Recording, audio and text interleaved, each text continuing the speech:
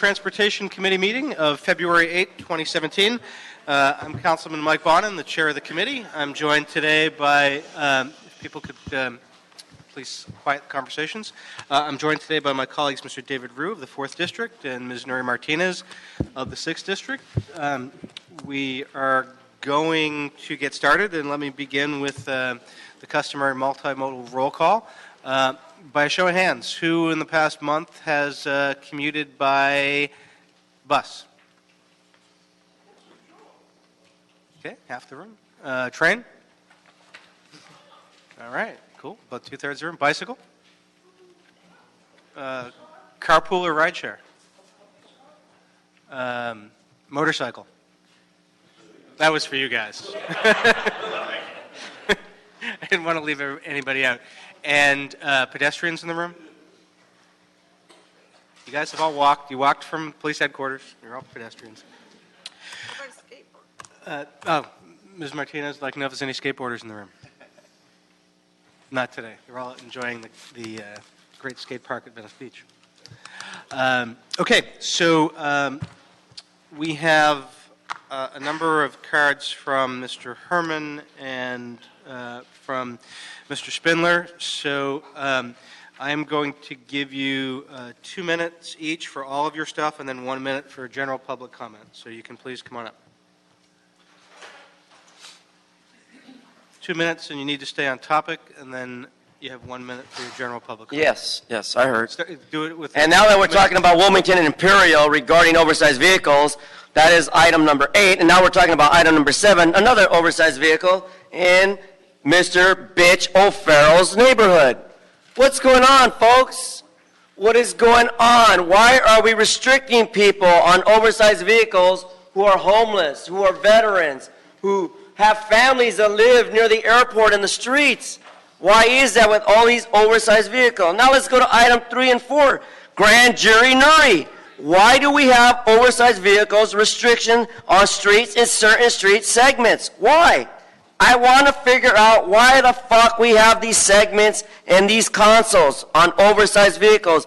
Didn't we come in here and protest that we were against it? Didn't we say to the city of Los Angeles, we don't want meters, we don't need traffic tickets, we don't want to pay these traffic tickets because we don't have money because there's no fucking jobs in LA to deal with oversized vehicles. Otherwise, you can park an oversized vehicle in your home, Mr. Bonin. Mr. Bonin. And let me go now to item 666. Another resolution by Busquiano and who other than you, Mr. Chair, relative to the establishment of oversized vehicles restricted streets on both sides of West Up Street between King Avenue. Well, I got something to say about King Avenue because that's what MLK would say. Fuck those niggers and let us park our vehicles where we belong. Is it unconstitutional? Is it unconstitutional, Mr. Bonin, that no one has a right to park their fucking vehicle where they like because they live in California? What kind of bullshit is that? And now into my general public comment.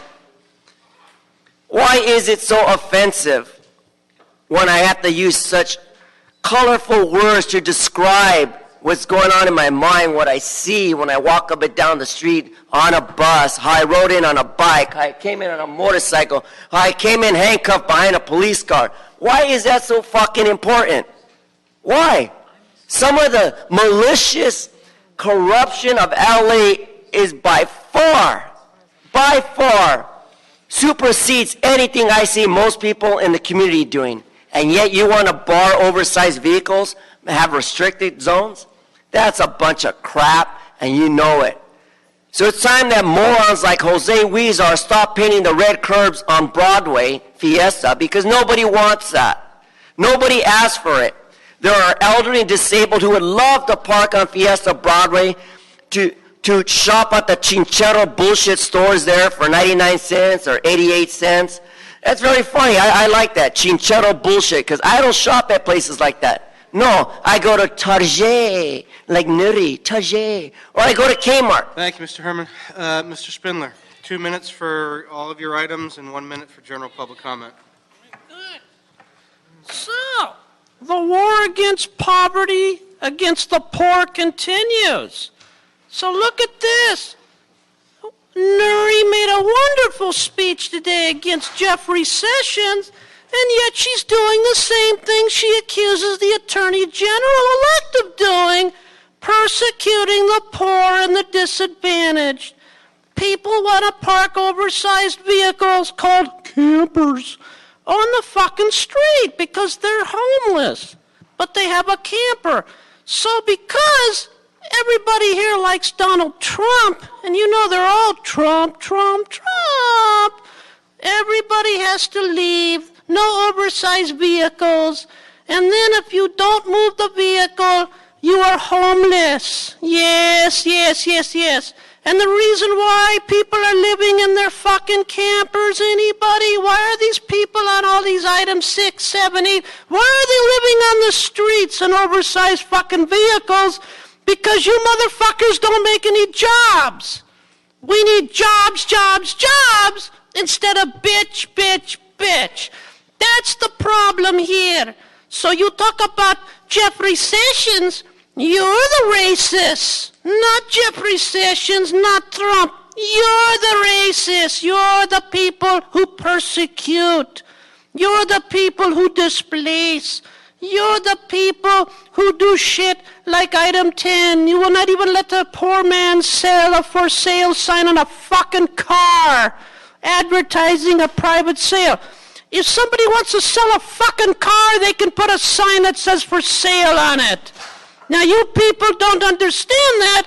The ACLU will teach you the teachable fucking moment in federal court on a class action lawsuit. And then finally, Time for your general we have public all of these little things from Dennis Zine. Yes, this artwork shit that you hand out today with little pictures written by people with mental disabilities and This crayons. does not have anything to do with matters before this committee, Mr. I know, you don't Spindler. like it. Well, what the booklet, the fucking booklet, the brown booklet that you didn't bother to see, everybody was given a copy of this dribbling Okay, shit. that is not a matter before this committee. It's there Spindler, in you're the finished. fucking cards Mr. in Spindler, the back. I'm on Your time general is done. comment. Just turn off the microphone. I'm on Just take it general away from- comment talking about Dennis Zine's stupid fucking cartoon books. I just want to talk about the books. See? Disrupting the meeting. Fucking racist. 35 seconds on the clock for the record. Yeah. See the booklet? Okay, Mr. Herman, if I hear you again, you're going to be removed from the room. Or Mr. Spindler, both of you. All right, colleagues, I recommend that we move items 1 through 13 on consent, unless you have any questions. All right, so without objection, it's a recommendation of the committee to approve items 1 through 13. And that brings us to item number 14. Item number 14 is an LADOT report in response to a Bond and Blumenfield motion relative to instructing the department and LAPD to present the city's first Vision Zero action plan to the committee. Thanks. As the department comes up, items 14 and 15 are both going to be regarding Vision Zero. The departments can come on up. Are you taking them together? We'll take them separately. 15 should be a lot quicker. We just did that. Yeah, I'm going to have you guys do a presentation first. So if staff could come on up, I just want to, as we start, let people know that one of the focuses of this committee for the rest of this year is going to be Vision Zero and its implementation in the city of Los Angeles. And before we start, I just wanted to do sort of a variation on the roll call. Could people, by a show of hands, let me know if they know of anybody who has been the victim of a traffic collision in the city of Los Angeles? Yeah, well over half the room. Has anybody here felt unsafe crossing the street in the city of Los Angeles?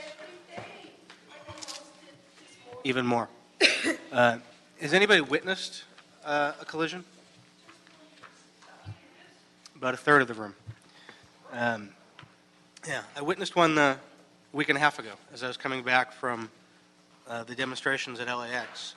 I was getting off the freeway in Palms, and I came upon an accident. I didn't watch it happen. I came upon an accident where someone had hit a woman and her stroller with a 1-month-old baby in it. And fortunately, the baby was okay.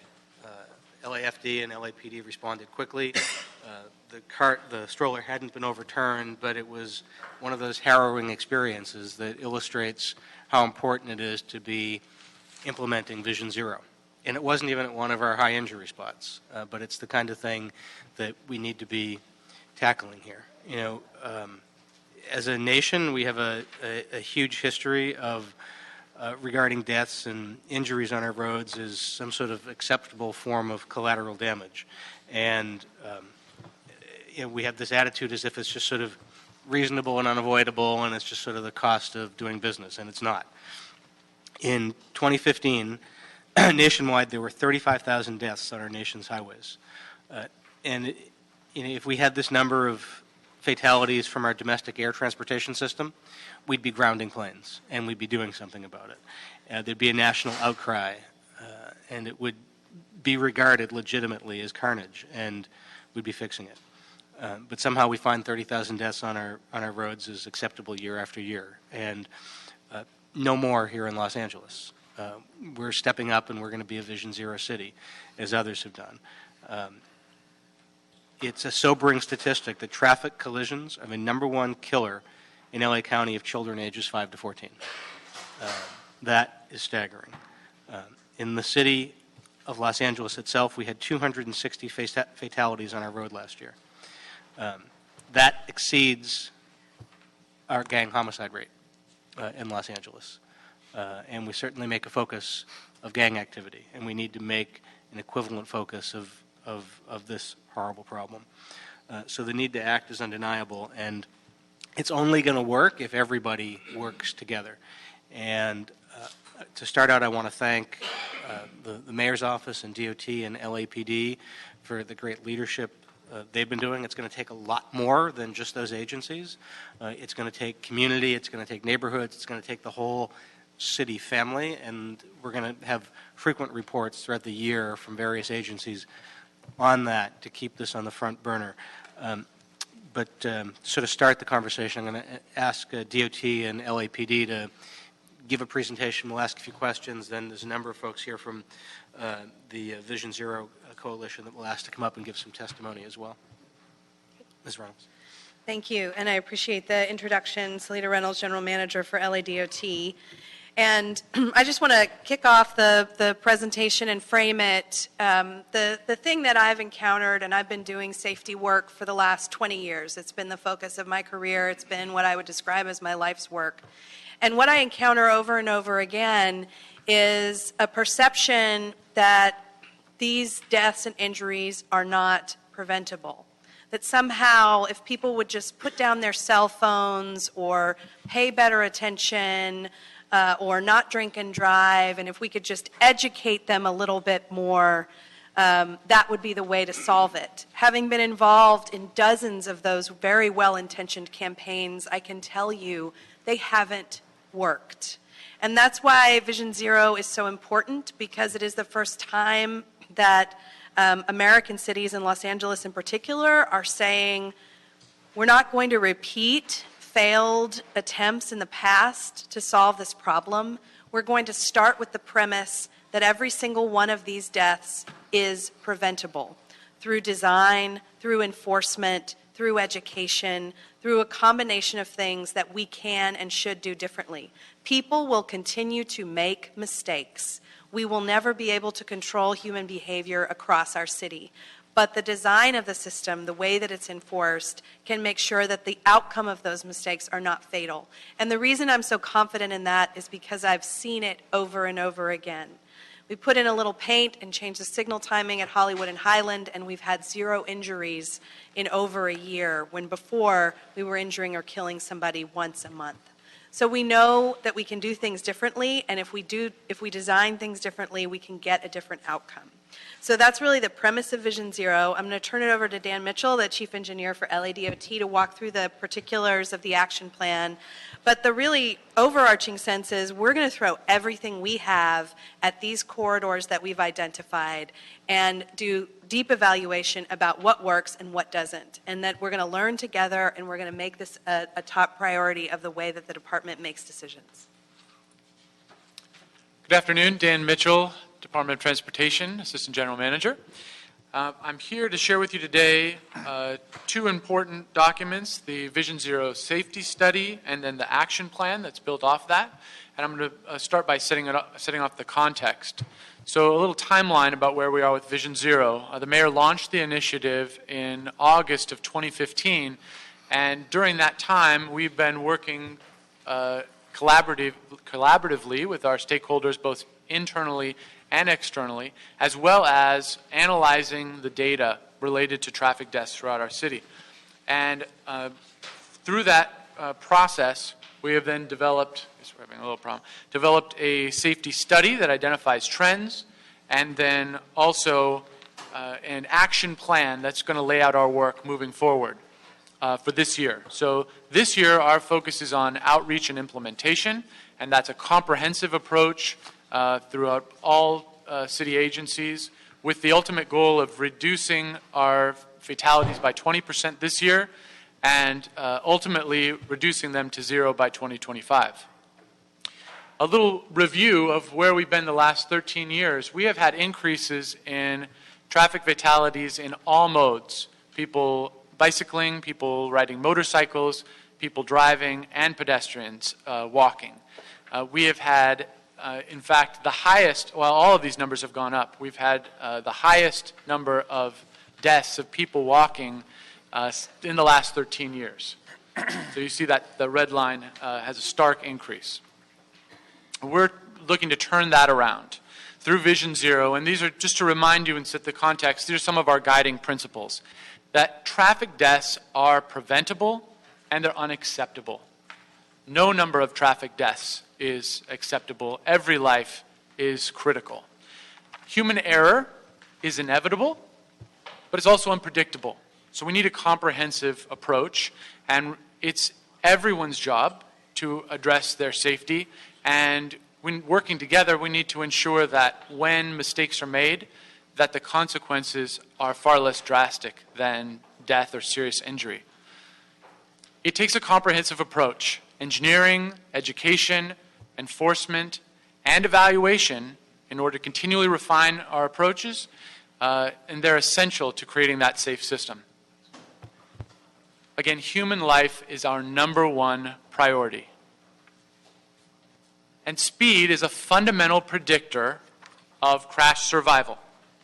As we've mentioned before, when speed goes from 20 to 40 miles an hour, the chances of someone dying when they're walking, someone hit by a vehicle, goes from 10% to 80%. So it's a huge increase. Speed is critical to our success. We've got to reduce speeds, and that's everyone's job. And then government policies at all levels need to be coordinated to promote safety as the highest priority. That's what we've been working to do. LAPD and LADOT, as head of the steering committee, working together with all of our partners throughout the city and the county, as well as our community stakeholders. Could you repeat that statistic again about the 20 miles and the 40 miles an hour? Yes. So speed is a fundamental predictor of crash survival.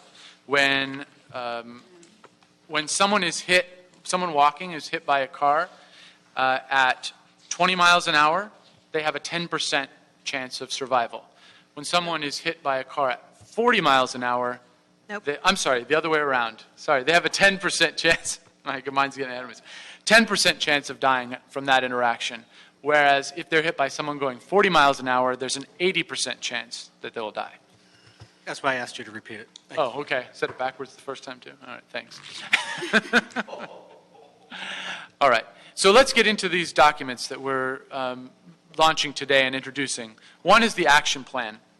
That action plan is based on our focus on key outcomes. That is, creating safe streets for everyone, adopting new policies and strengthening safety, responding to relevant data. That's what our safety study is going to share with us, as well as comprehensively developing a culture of safety.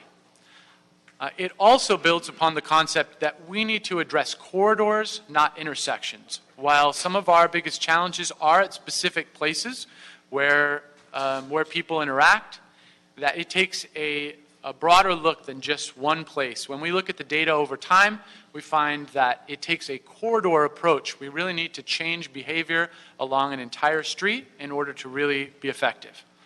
And third, our commitment to equity and engagement throughout the process. The second document is a safety study. So this looked back at the last 5 years of collision data using performing a comprehensive analysis so that we could identify trends that would inform the interventions that we implement throughout the whole process. And it's a reference guide for the who, when, where, why, and how we approach eliminating fatal and severe injury collisions in Los Angeles. Some of the highlights from that document: unsafe speed, not surprisingly, is the top contributing collision factor to collisions resulting in death. Second, a person walking is 16 times more likely to die in a crash than a person in a vehicle. Older adults are just 11% of LA's population, but they represent 26% of pedestrian fatalities. And finally, 70% of death or serious injury collisions for people walking or biking involve a male driver. So we have a significant problem there that's gender-based that we need to work to address. So our approach moving forward, as I mentioned, this action plan is laying out how we were going to be spending 2017 through outreach, engagement, and implementation. And so out of this analysis, through the safety study, 40 corridors really came to light. We analyzed intersections and then allowed those points to shine corridors that really demand our highest priority, our deepest investment in resources. And so the plan lays out those 40 corridors throughout the city. And these are the places that we are going to focus in 2017, developing site-specific solutions to address the collision patterns that we've seen there. And we're really throwing, as Salita mentioned, everything at these corridors to try to produce the outcomes that we're looking for. And then with that, I'd like to turn over the conversation to Nat Gale to talk about education and our outreach. And while Nat's coming up, just as you had the slide up for the priority intersections and corridors, I'm assuming that the priorities are chosen based on the data. The deadliest areas are the highest priority. We looked for, because 2017 our goal is a 20% reduction, we reverse engineered that and looked at which corridors we thought we would need to really make a difference on to get to that 20% reduction. 20% is a very ambitious goal, and we wanted to make sure that we could explain clearly why we're on certain streets in the city, that it really is about a specific tie between the numbers on those corridors and the number that we're trying to reach in terms of reduced severe and fatal crashes. Yeah, I mean, if you look at the high injury network, and I think this reflects it pretty well, there is, it's a pretty visually compelling argument for equity. Yes. Because there are certain parts of Los Angeles, South Los Angeles in particular, parts of the valley, more in the East Valley than in the West, that are really disproportionately bearing the impact of fatalities. It's pretty jarring. There are inherent inequities where people are getting injured and killed, not just geographically, but socially and from a demographic perspective as well. People of color, low-income people tend to be disproportionately impacted by traffic crashes in the city, and you can see that by where they're happening. So I think it's one thing that I want to just make really transparent. The department has done an excellent job in designing the streets in Los Angeles, but there was a balancing act that we were attempting between moving a lot of cars and trying to create a safe environment. So I think it's important to clarify that particularly in these corridors and other places throughout the city, we're shifting that balance. When given the choice between moving more vehicles and protecting human life, we're going to choose protecting human life. And sometimes that means that, we have streets that are going to move at a little bit more humane speed during the parts of the day when they aren't congested. All right. Thank you. Good afternoon, council members. Nat Gale, Los Angeles Department of Transportation. We'll briefly touch on what we're looking at in 2017 for our education and outreach campaign efforts. A little less than a year ago, we invested in the development of a Vision Zero education and outreach strategy to really help guide how we would focus our efforts in 2017. And the outcome of that strategy really highlighted the need for a two-pronged approach to education and outreach. The first is a traditional paid media campaign. So we've been working with our Vision Zero Education Subcommittee, which is chaired by the Los Angeles County Department of Public Health, who's not here in the room today, but should be given lots of credit for their assistance in helping guide our education efforts. We've been investing in developing media collateral, messages for a traditional media campaign, billboards, bus benches, et cetera. And we've got some funding from the state to implement that in 2017. So we're looking forward to that. But our education outreach strategy really highlighted that it's not enough to just have advertisements to try to grab everyone's attention. That really, when you're talking about behavior change, that happens in an person-to-person approach through trusted members of communities. And so really our second approach to education and outreach is working on the ground in these communities that have the highest rates of death and serious injury. And so we've also got some funding from the Office of Traffic Safety to be working directly with community-based organizations to be a voice for traffic safety issues in these individual communities and really help us translate this message, this Vision Zero message, into a culturally, and context-sensitive approach along the priority corridors. So those are the two stages of education and outreach that we'll be focusing on in 2017, and it'll work in conjunction with the corridor improvements that Dan Mitchell outlined, as well as our great partnership with law enforcement at the table. And so I'd love to pass it over to Commander Prokop from LAPD to talk about the enforcement community engagement approach. Great. So good afternoon. Again, Commander Prokop from Counterterrorism Special Operations Bureau. I'm joined by Lieutenant Dave Ferry, Emergency Operations Division, and fortunate to have actually 4 of our city traffic captains, or commanding officers, Captain Sands, Thomas, Captain Lewis, and Captain Lopez as well. Again, thank you very much to DOT for your partnership and the collective efforts of both staff to actually get us to this point. As we're aware, that this is a specific strategic goal of the Chief of Police to support Vision Zero implementation, as well as improve overall traffic safety. We have an exhaustive network of outreach to support community awareness and engagement, specifically our Community Traffic Services Unit. This is an exhaustive and deep embedded capability with the communities that conducts school programs, presentations, safe route programs in partnership with LA Unified School Police Department, traffic safety presentations, and they are embedded in every command in this city. They have the ability and they continuously maintain a rigorous outreach and education campaign to hit all of our community police advisory boards, our neighborhood councils, other community groups, clergy, schools, etc. As an organization, we've addressed concerns by specific community members to include the Bicycle Coalition to afford accessibility specifically to the department in the area of traffic concerns, engineering concerns, and my thanks to DOT for amending the Vision Zero website to specifically have an email contact and phone numbers specifically to the 4 captains behind me. As you're aware, the LAPD is currently procuring a new records management system. This RMS will allow the LAPD to share data with the Department of Transportation in near real time. And obviously this helps to further the Mayor's Open Data Initiative. RMS has received a state grant from the California Office of Traffic Safety for collision reporting. The pending. Currently, this is with the CAO with regards to pending a report and contract signing, anticipated launch. Excuse me, Commander. Mr. Spindler is disrupting the meeting. It's time for you to leave. I told you earlier I wasn't going to give you another warning. It's time for you to leave. It's time for you to leave, Mr. Spindler.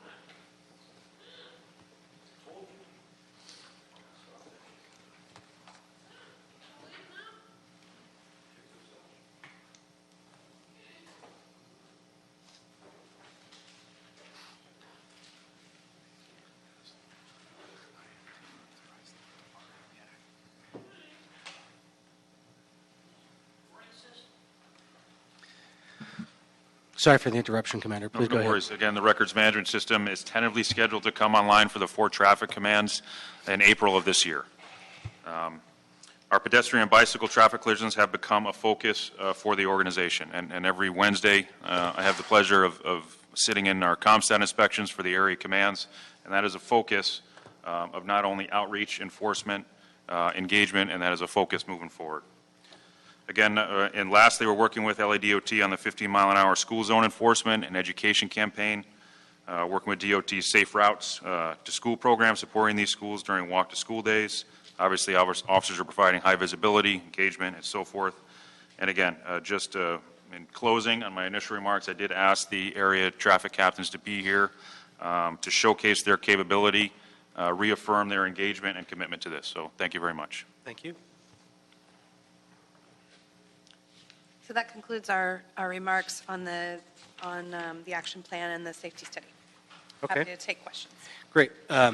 Before we have you take questions, I'm going to ask some of the members of the Vision Zero Coalition to come up and say a few words, and then we'll do the questions. Lindsay Nolan, Bobby Pepe, is it Anisha Hingarami? Amelia Crotty and Amanda Meza?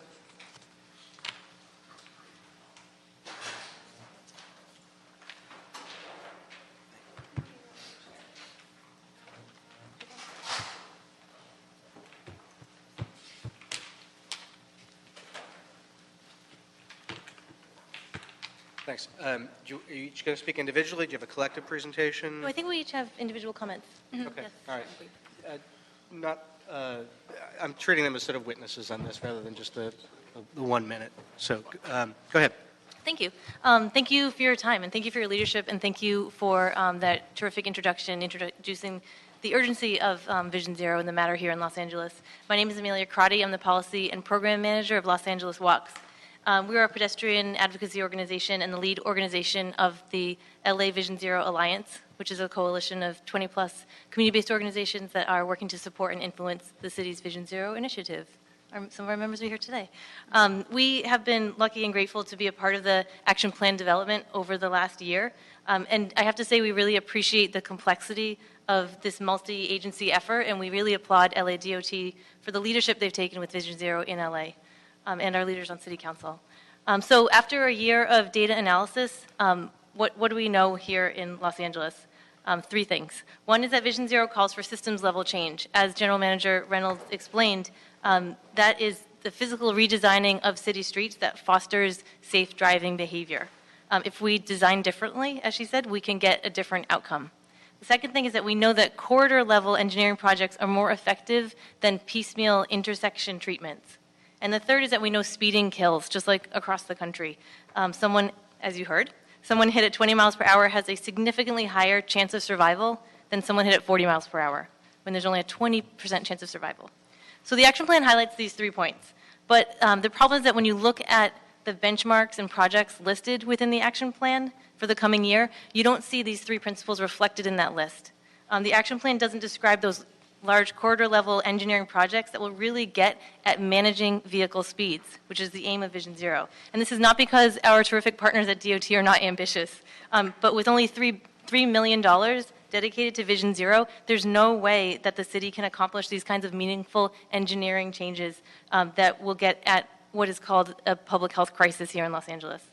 So I don't want to discount the importance of the countermeasures that are planned that are included in those benchmarks, but I'm here to say that if the city is serious about preserving life on city streets, we need to see a serious investment in Vision Zero. LA Walks encourages the Transportation Committee to endorse the action plan. We also encourage City Council members to approve any budget requests that come in for Vision Zero projects from LADOT, BOE, BSS, and others. And we ask you to consider additional funding sources that meet the urgency of this situation, where 260 people are killed on our streets this past year, and over 1,000 people had life-altering injuries. LA Walks and the Vision Zero Alliance organizations will be following up with City Council members to see how we can support this effort in the following year. Thank you very much. Thank you. I'll be going next. Good afternoon, council members. My name is Anisha Hingorani. I am with Multicultural Communities for Mobility, MCM, and also a proud member of the Vision Zero Alliance. As an organization that works with low-income communities of color, biking, walking, and taking the bus and train, we're really glad to see policies and strategies outlined in the Vision Zero plan that prioritize community education, engagement, and engineering to reduce traffic deaths in our highly impacted communities. However, we are deeply concerned by the lack of transparency and urgency in creating equitable enforcement strategies, especially given the Los Angeles Police Department's poor record of over-policing in communities of color and low-income communities. We have seen this through disproportionate traffic stops and searches of people of color and the criminalization of occupying public spaces in these communities, both of which have resulted in the harassment and killing of Black and brown folks. These events devastate communities and neighborhoods and fuel fear and distrust of our public institutions. So we are really encouraging the City Council, Department of Transportation, and the Los Angeles Police Department to adopt a no profiling pledge, which was done in the City of Portland's Vision Zero Action Plan, to be more proactive about addressing discrimination based on race or socioeconomic status through better and more transparent data collection and commitment to education-based and equitable enforcement. Vision Zero's enforcement strategies should not and cannot be a mechanism that justifies over-policing of low-income communities and communities of color in the city of Los Angeles. Thank you. Thank you. Who's next? I can go. Good afternoon, council members. Thank you for the opportunity to speak today. My name is Lindsay Nolan, and I'm with the LA County Bicycle Coalition. LACBC works to make all communities in LA fun, safe, and healthy places for people to ride bikes, and we are especially committed to prioritizing the needs of low-income communities of color. We applaud the city and LADOT for releasing the action plan to the public. It serves as a baseline for evaluation, transparency, and accountability. However, LACBC believes the plan lacks a clear vision for making streets safer for cyclists. Bike lane installation in the city has slowed over the years, but the plan doesn't deliver bold goals for expanding the bike network, except to identify network gaps, develop a system for bike repairs, and repair existing facilities. The plan also mentions adding cycle tracks to priority corridors, but nothing of implementation. Moreover, the plan emphasizes enforcement as a pillar for achieving Vision Zero goals. LACBC cannot support such a strategy as long as the language to describe enforcement and policing remains ambiguous. Word choice matters, both in terms of building public support and in terms of holding agencies such as LAPD accountable for their implementation of a critical aspect of the plan. If the plan prioritizes enforcement, the city cannot claim to be committed to equity unless it is willing to explicitly address race, racial profiling, and enforcement without racial profiling. The city and LAPD must acknowledge that there is a problem with racial bias in policing before they can attempt to solve something that they won't name. The plan mentions that race may play a role in the safety of people of color, but people of color know that race does play a role in their safety as they move about their communities. An action plan that fails to explicitly and affirmatively state this is an action plan without true vision, honesty, or ability to address the indisputable realities that people of color face in this city every single day. LACBC and our more than 10,000 members and supporters ask this committee to send the plan back to LADOT and LAPD and put forth a plan with true clarity and vision. Thank you. Hi, well, just first, congratulations, council members and staff in creating this Vision Zero action plan. It is an impressive, data-driven plan that can help save many preventable deaths here in the city of Los Angeles. My name is Amanda Mesa, and I'm with the Advocacy and Policy Associate with Investing in Place. Investing in Place advocates for healthy, sustainable, and equitable transportation that strengthens communities. I'm here to encourage you to take the next step that would take this plan to implementation by using the high injury network as a way to prioritize our Measure M local return investments.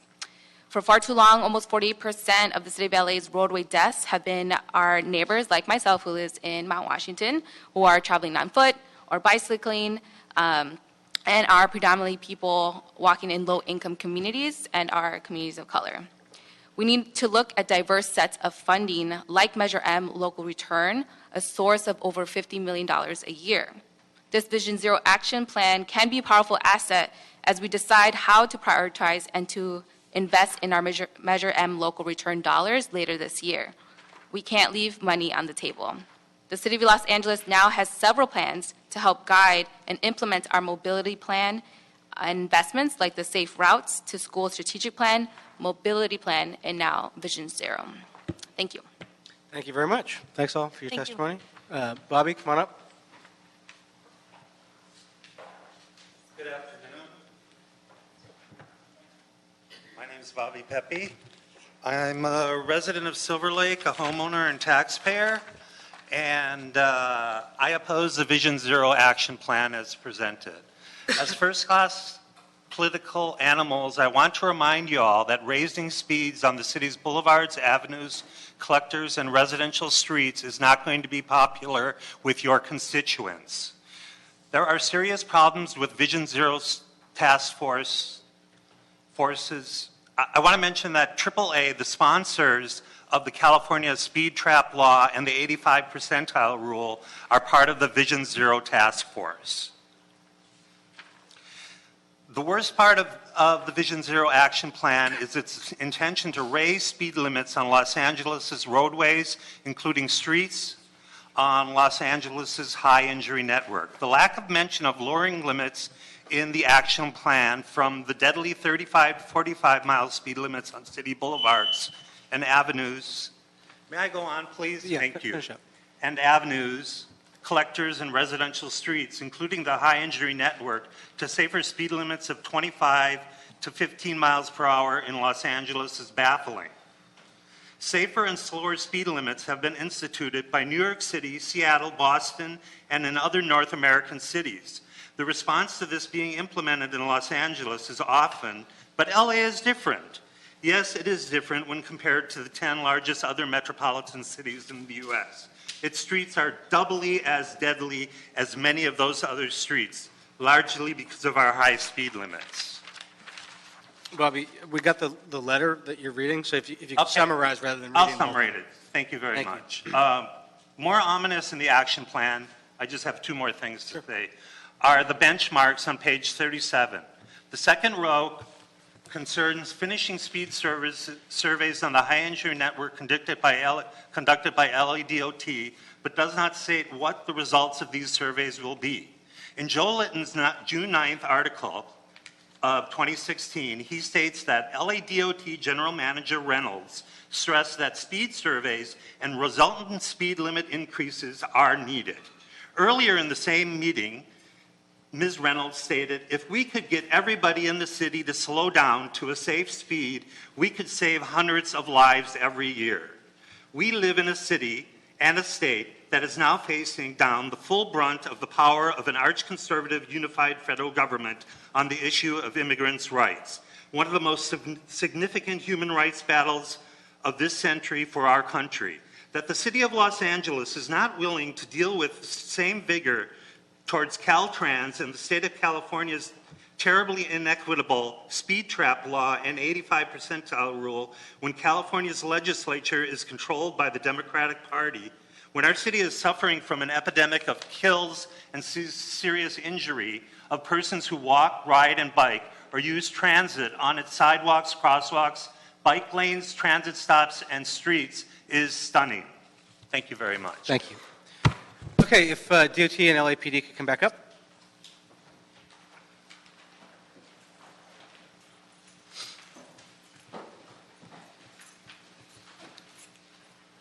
So I've got a couple questions before I turn it over to my colleagues. Just wanted to know if anybody at the table wanted to take the opportunity to respond to any of the public comment. I think from LADOT's perspective, we've appreciated the dialogue with the Vision Zero Alliance, and, we've worked as much as we possibly could to bring this document. It's come a long way from early drafts that I think none of us were really felt like had gotten all the way there, but certainly appreciate and understand, their perspective specifically around, enforcement, around having the action plan be more ambitious, having it be more overt about the specific things that we want to do on all of these streets. We're just not there yet in terms of actually laying out exactly what we want to do on every single street, but appreciate the constant, challenge to get there and to be more ambitious and to get there faster. We share the urgency. Okay. Anything? Sir, I could just say on behalf of the folks in the room and that the organization is committed to enforcing equity, bias-free policing across the board. Nothing more near and dear to our heart or ingrained in the fiber of this organization than that. And I think with the adoption and coming online of this RMS system in April, hopefully we'll be able to see some timely data capturings of such. Great. Thank you. And personally, I think this is a good start. I think my understanding is it's a living document, and it will continue to change, get more specific, and get more robust. And there are going to be several things that are going to be needed from us to make that happen. And just in terms of some of the things that I heard in the testimony, I think those who said that this is underfunded are absolutely right, and it's going to be the responsibility of the council to show that it cares as much about 260 lives that are victims of traffic collisions as they do about fewer number of lives that are victims of gang-related homicides. And that's going to engage in a couple different ways.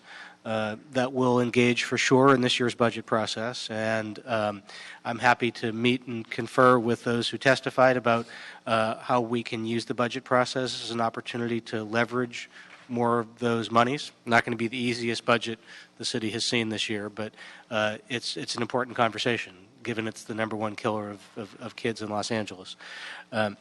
The other is the Measure M conversation. There's a wide variety of opinions on the City Council about how to spend the Measure M local return money. I happen to believe it's vitally important to spend it in ways that were reflected by members of the public who testified. That this is a key opportunity to fund Vision Zero, and that's a conversation that's going to be had as well, and another opportunity to engage on that for sure. The other thing that's going to be required is this can't be the only meeting on the Vision Zero action plan. And I want to keep it as a semi-regular focus of this committee. And I'm glad to have DOT and LAPD here today. We will have them back. But in addition to that, I want to have before this committee, not as in one big collection where there's 2, 4, 6, 8, 10, 12, 13 different agencies together, but I want to have sort of focused conversations with 1 or 2 agencies at a time. Bureau of Engineering, Street Services, Street Lighting, ConAd, Planning, Disability, Neighborhood Empowerment, County Department of Public Health, DWP, Fire Department, Department of Aging, all those who signed on to this action plan, and have them come and report to this committee for a focused discussion about what they're doing to help implement. These are clearly the 2 lead agencies, but everybody that I just named has some skin in this game. So this is going to be an ongoing conversation, an ongoing focus of the committee. So with that said, let me just ask a couple questions before I toss it over to the other members. 20% is the goal for this year. I saw the stats that Dan showed that we've hit some of our highest numbers ever in last year. We didn't suddenly re-engineer our roads over the past 3 years. Why the? I mean, it's been a gradual spike for a number of years. Do we know why? So nobody has conclusively, and this is a nationwide trend. In fact, New York City and San Francisco seem to be the only cities that haven't experienced this kind of a jump. And they've been at this for longer than we have in terms of having a focus on Vision Zero and a collaborative approach between law enforcement and engineering. They still have deaths on their roads, but they didn't experience the same kind of trends that we experienced here. And I would say there's three reasons. One, whenever fuel prices decrease, driving increases. And whenever there are more miles driven, there are more conflicts that occur. Two, the economy. Whenever the economy comes back, we see frequently an increase in driving, which again is connected directly to an increase in severe and fatal crashes. Three, there's speculation that there's also more distractions in the vehicle now for drivers in particular. But we know that, from our partners in other places in the U.S. and around the world, these are not unique to Los Angeles. Los Angeles is not the only place that has distractions in the vehicle, and a lot of those other places have managed to get a decrease or hold steady on their numbers. So for me, the underlying reason is really, it comes down to speed. When you look at those numbers for drivers, your vehicle has been engineered to prevent you dying in it at all costs. It's got a crumple zone, it's got an airbag, it has a seat belt, etc. So when driver deaths go up by 50%, that means people are not going 40 miles an hour. They're going 60, 70 miles an hour or faster on city streets. And so I think it's a combination of those factors, and the one that we have the best shot at really influencing is speeding. Thank you. So the goal of 20% this year,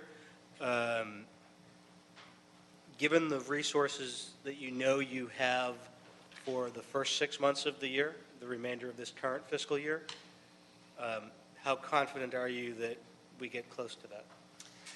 So I'm going to remain optimistic that we're going to make some progress this year, substantive progress, just by the virtue of having collaboration among departments that haven't collaborated in this way in the past. But just to give you a sense of the order of magnitude, in the central subregions Measure M program, I put in $460 million for Vision Zero. $460 million is $1 million a mile for the entire network of streets that we need to focus on. So I didn't confine it to the central subregion's share. I put in what I thought would be required to deal with the entire city. So that's about $1 million a mile, best guess. As you heard, we have about $3 million for this year. The 40 corridors that we've identified constitute 80 miles. So if you were using that same rule of thumb, we would need about $80 million to make the kinds of investments across the board. And that's not just engineering, that's also, more resources for enforcement, resources for all of the departments that you've articulated. So we have $3 million. Best guess, we would like to have more like $80 million. So that's the delta, and that's the biggest challenge that we have. Are you suggesting that absent $77 million more in the budget starting July 1, we can't get to 20%? I am not going to say that I have a crystal ball that I can say with confidence where we're going to get to. I think it is a big lift for us to get to 20% with the resources that we have. We're going to make them go as far as we possibly can. And I talked about Hollywood and Highland, $100,000 project, give or take, $100,000, and there's literally a dozen people walking around right now for that investment. So we're going to make as many of those investments as we possibly can. Do I think we can get to 20% absent significantly more resources? It's unlikely. So I'm told that part of the action plan and strategy in San Francisco, which presumably you'd be familiar with, since it's where we stole you from, is this focus on the five, I guess is the name of it, that sets a goal that 50% of the traffic citations issued in each division are for the top 5 causes of collisions. My understanding it's very smart, data-driven, that focuses on deployment and evaluation. So I guess my question for both agencies really is, where are we in the development of a comparable local program like that that can help PD deploy enforcement strategies accordingly.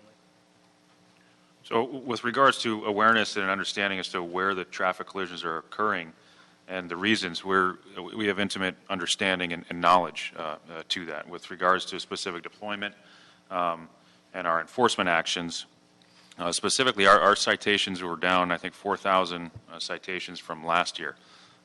We're obviously doing everything we can, and I am hopeful with this renewed partnership and the capability of the outreach and the education that will pay dividends for us. I'm also hopeful, and obviously in the increased certifications of the street surveys, that's certainly going to put us in a position to make a big difference. And there's a software being developed? Yes, sir. It's a transition for basically all the paper documents in the organization to move over to this RMS system. And I actually have someone from ITB if you want to get some specifics on it. Just curious when that's going to be ready. Hopefully April, the 4 traffic commands will go online, and then based on funding, following commands, the other 21 areas will fall into place. Curious about a couple things. One, it just struck me when you introduced yourself, Commander. Why, I'm sure there's a reason why, but why is Vision Zero in counterterrorism? The authority and responsibility of the department's traffic coordinator rests with my boss, Deputy Chief Mike Downing.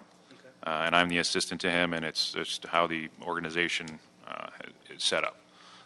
Obviously, the entire organization is focused on this. Sure. All 10,000 of us understand our intimate and ordinary responsibilities of traffic enforcement, and it's not just organic to the folks that work for me.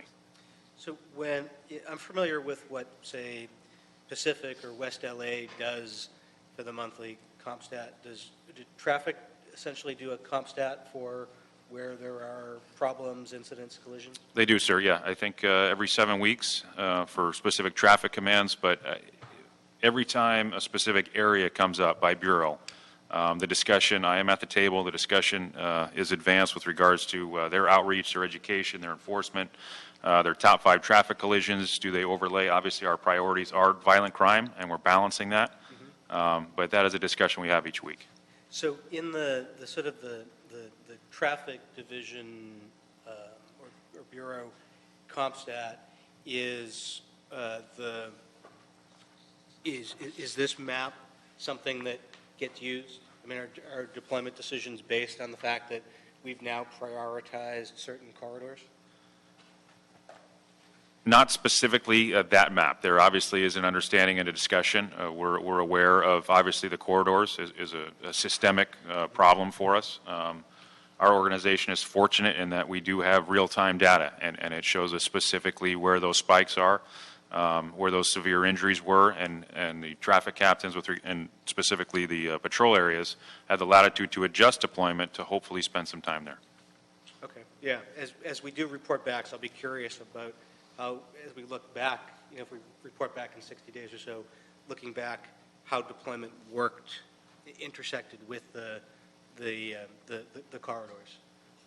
Just as I'll be doing with the other departments, how are they supporting this plan? That'll be one of the questions I'll ask in the future. Fair enough.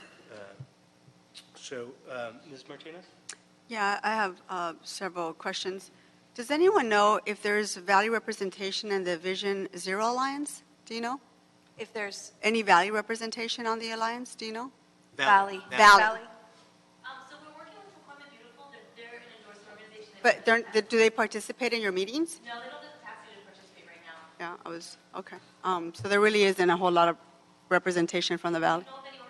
That's what I was trying to think of. But what I want to get to is, because folks have brought this to my attention, is I think we really need to have an honest conversation about the role of DOT and LAPD and the commitment to ensure that the enforcement is adhering to unbiased policing. I think if we're really trying to focus on creating those safer pedestrian culture, especially in the low-income communities, you really need to have that conversation and a real commitment in writing that that's going to take place.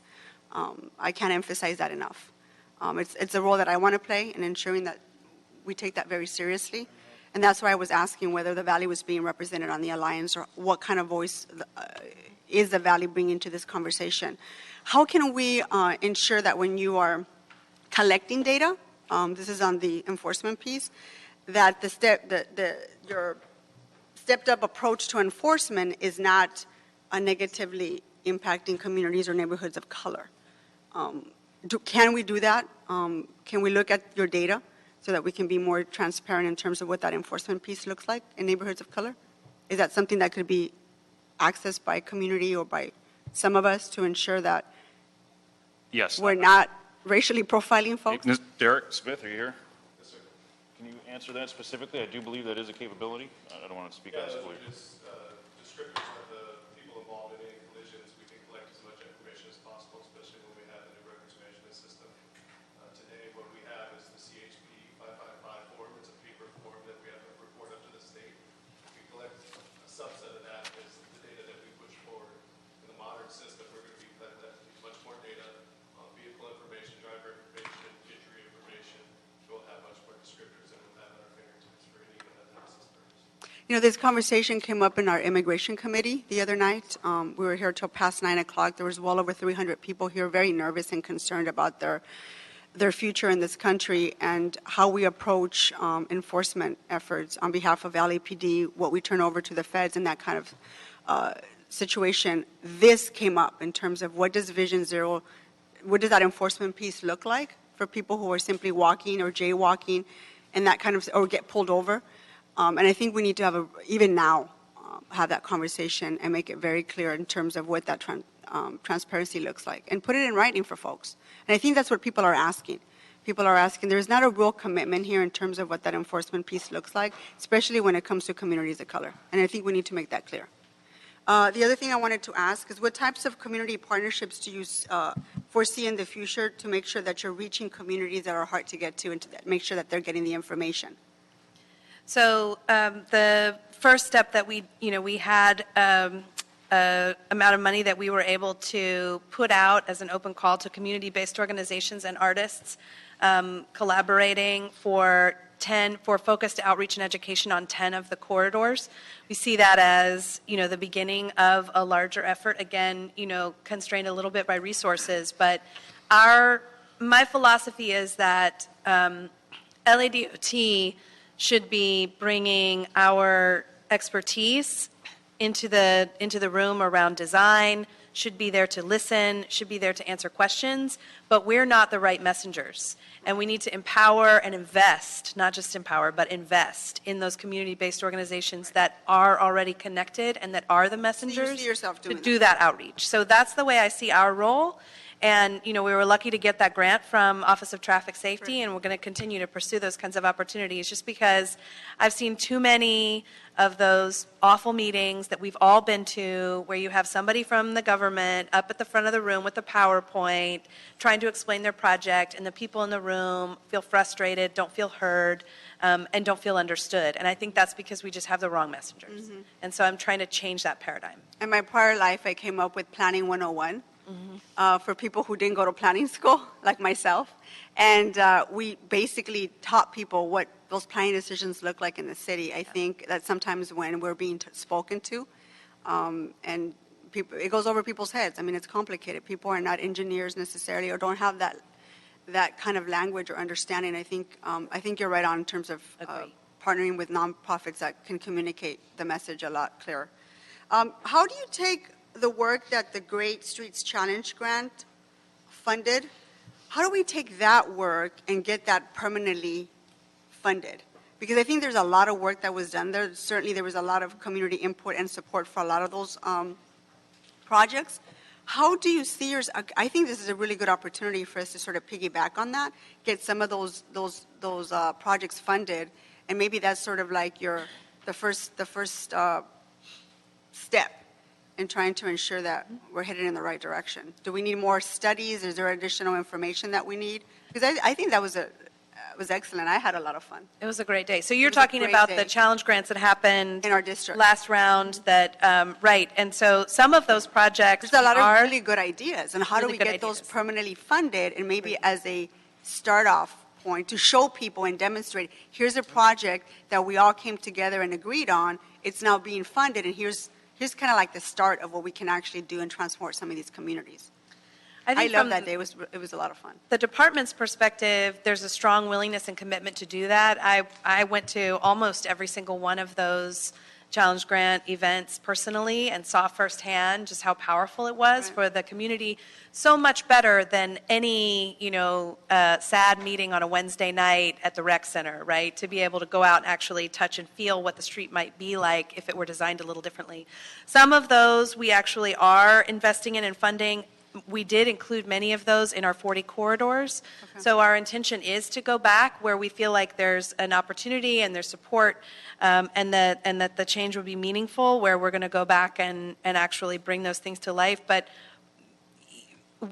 inside or outside of this document, I'm very open to a conversation with anybody who wants to take what happened in their district and make it permanent. In fact, we're going to break ground on the permanent build out of the one that happened in Councilman Bonin's district in a couple of weeks.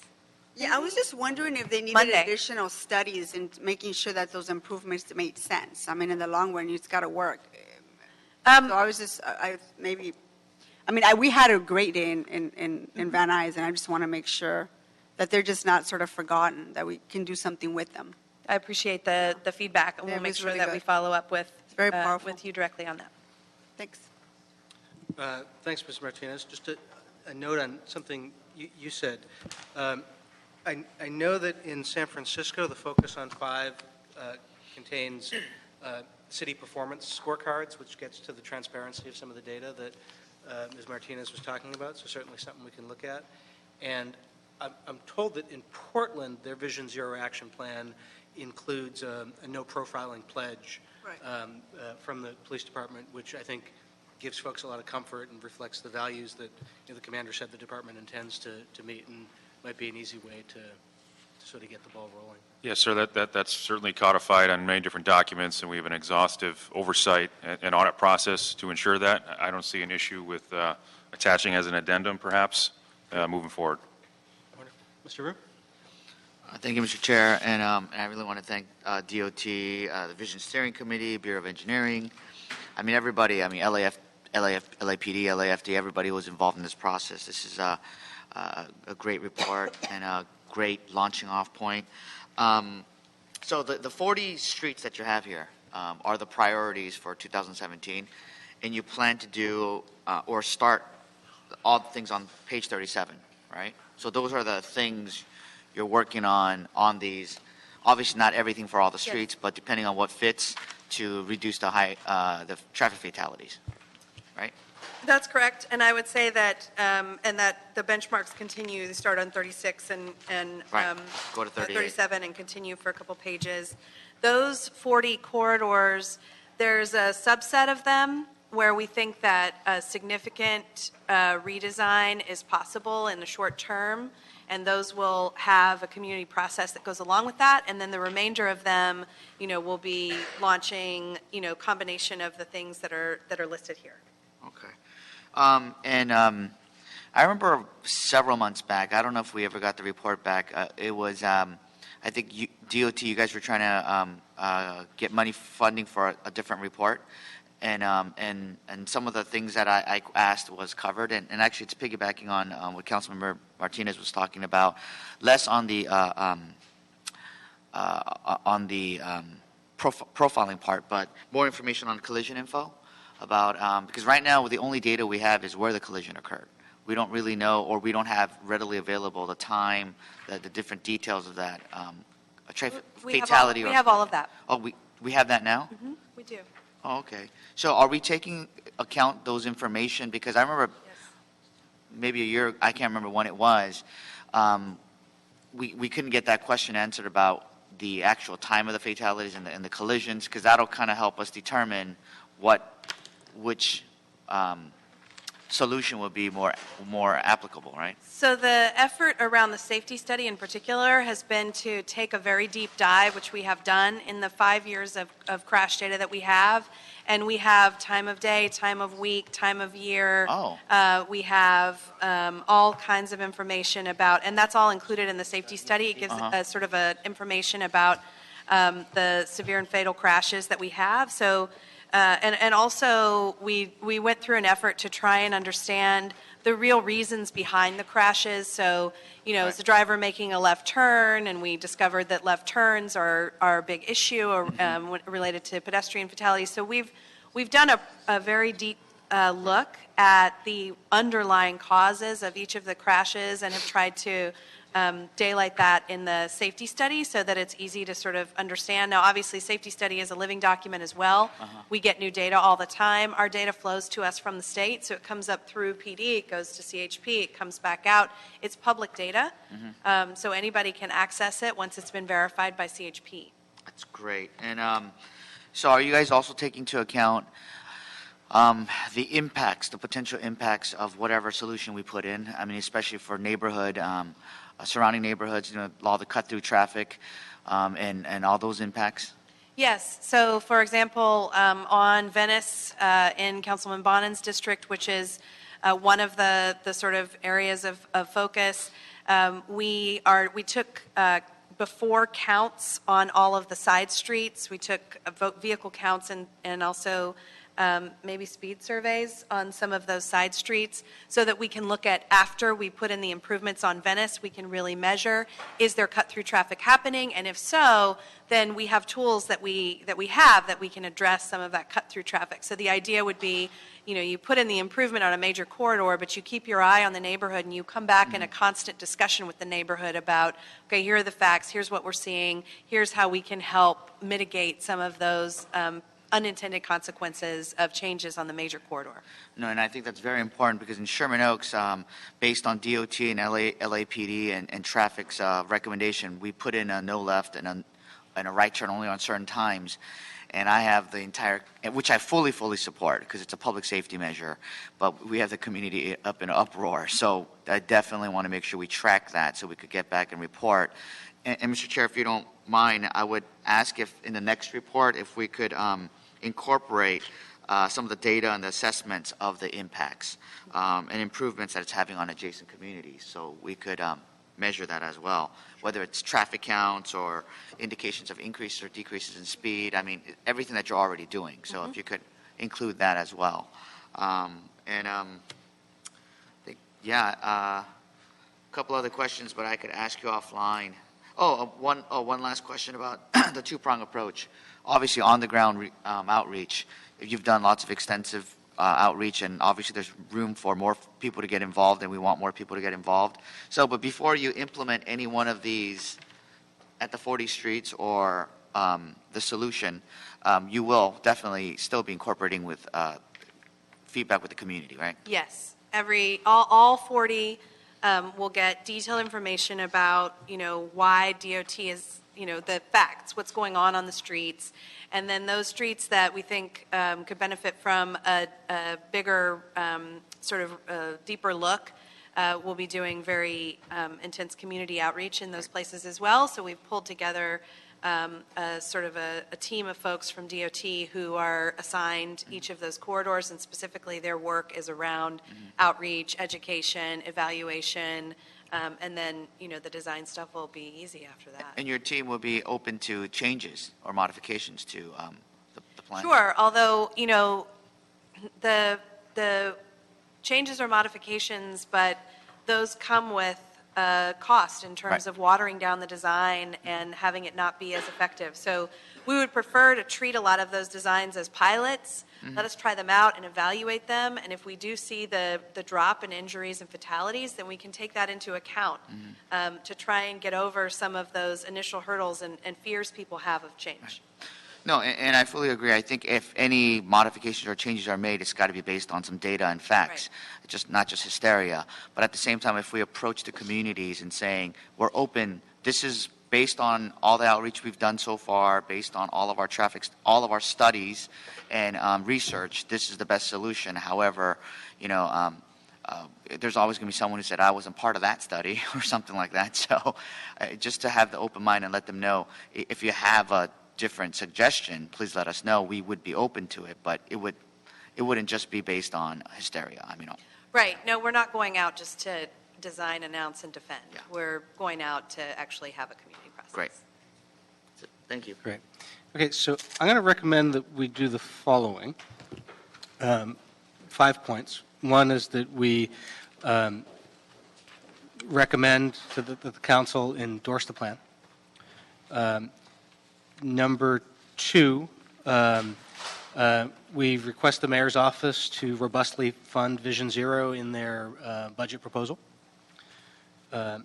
Number 3, that we ask DOT to report back in 60 days with a number of different things. A report on the first of regular reports on implementation of the action plan, including any data or assessment of impacts if anything has happened and there's data and assessments available.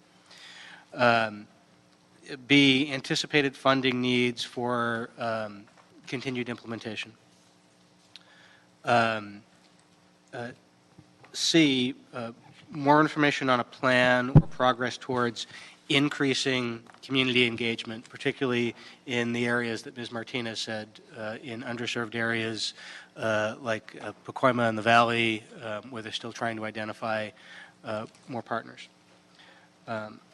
4, ask LAPD and LADOT to report jointly on a City of Los Angeles version of Focus on the 5 traffic safety initiative that targets the issuance of traffic citations to the most common causes of crashes and injuries. And 5, to ask LAPD to report in 60 days on A, timeline for development of a software program that would capture and evaluate citation issue data, as well as an interim approach while the software is still being developed.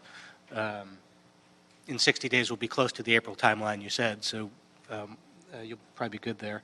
And B, on status of making the no profiling pledge that we discussed. Will do. Are you looking at the Portland Yeah. pledge? Yeah, as a possible example. As a possible. Yeah. Mr. Chair, your first point, the first out of the 5, could we just add, because you asked for data and assessment and all that, also include adjacent communities? I know it's implied, but. Yeah, sure. That was in 3. Oh, it's in 3. I'm sorry. Yeah. You got that, Adam? Yes, sir. And we'll be reviewing the tape. Awesome. Okay. Any questions on that? No, sir. Cool. All right.